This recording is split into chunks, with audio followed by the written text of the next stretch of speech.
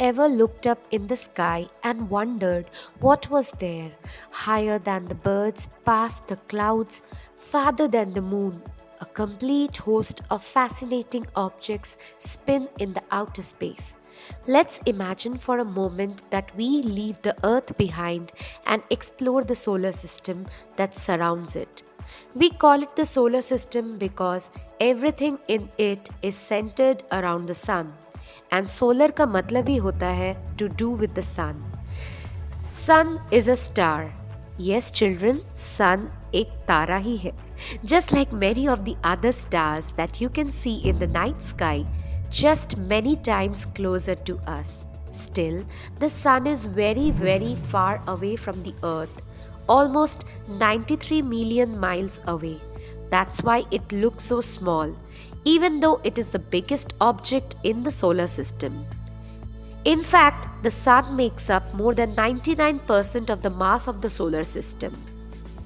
The sun holds the solar system together. Its massive gravity is what keeps the Earth and all the other planets circling around it instead of drifting off into the space. The sun is also what allows us to live on the Earth. Without the sun, there would be no heat and light on the Earth. Plants would not grow, water would freeze, and nothing could survive. The sun gives us heat and light because it is always burning.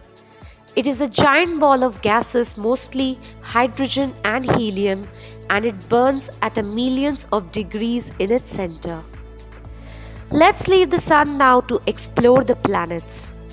As we move away from the sun, the first planet we would encounter is the Mercury. Mercury is the smallest planet in the solar system, much smaller than Earth, and one of the only 5 planets you see from the Earth using nothing but your eyes. Of course, it won't look much like a planet. It looks more like a bright star, and many nights you can see it close to the horizon near sunrise and sunset. Mercury is a lot like our moon. It's small and has a rocky surface with craters on it. It has no moon of its own and no air to breathe. You probably wouldn't enjoy a visit to Mercury because the temperatures are boiling hot on the part that receives the sunlight and freezing cold on the part which doesn't receive the sunlight. And that's the reason that although being the planet closest to the sun, it's not the hottest planet in the solar system. Something interesting about Mercury is that it is the fastest planet to go around the sun. It takes only 88 days to do so. Next is Venus, the second planet in the solar system. Some people call it Earth's sister because the 2 planets are very close in size and gravity, but they are very different on the surface. First of all, it is very hot. In fact, Venus is the hottest planet in the solar system. It is not as close to the sun as Mercury, but its thick atmosphere of carbon dioxide helps it to trap the heat and stay warmer than its neighbor.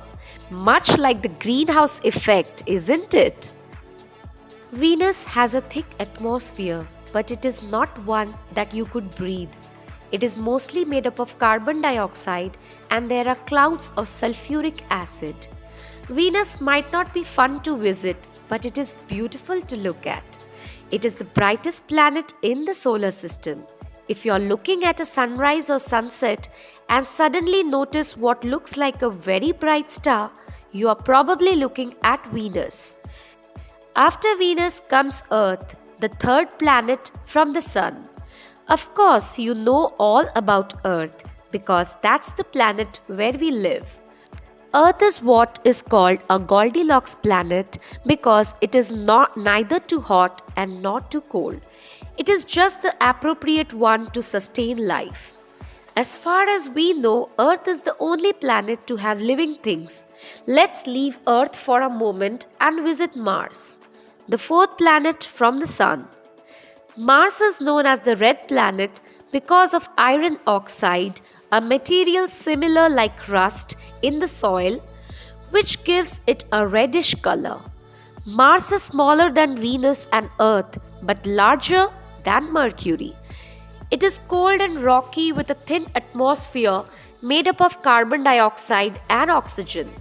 Scientists are very interested in Mars because they think that people could live there with the help of some special equipment. Rockets and probes have already been sent there to gain more information about the planet. Right now, there are two special robots exploring the surface of Mars, sending information back to Earth.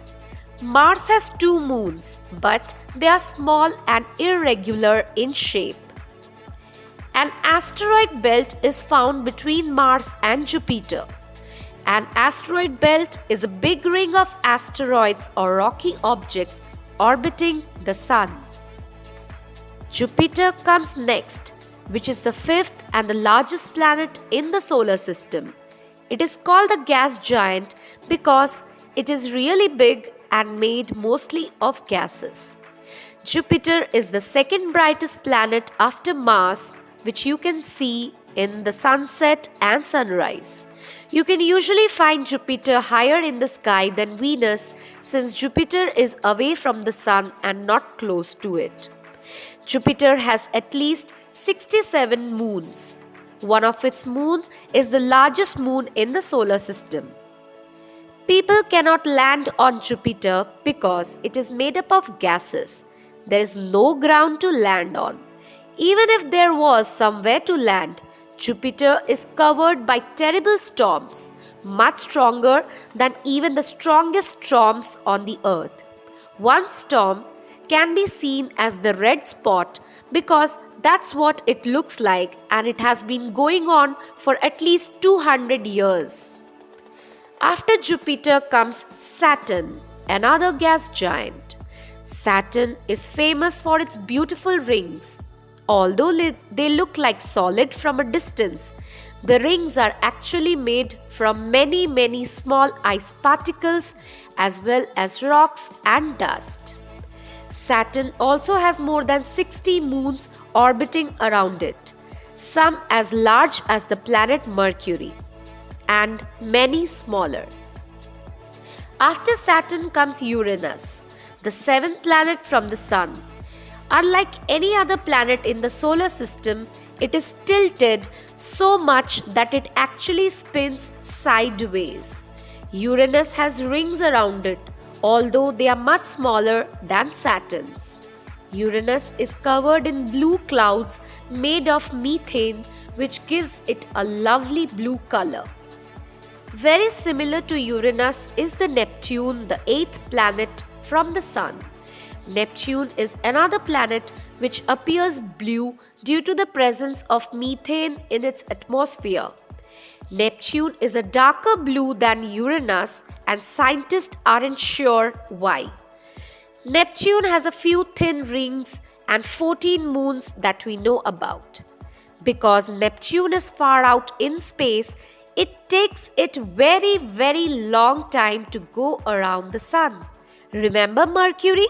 That only takes 88 days to go once around the Sun? Poor Neptune takes over 164 years to finish an orbit around the Sun. I hope children you found this video useful. If you liked watching this video, then do not forget to give it a like. Share this amongst your friends and do subscribe to my channel if you haven't already. This is Payal ma'am signing off as of now. See you all in my next video. Take care children.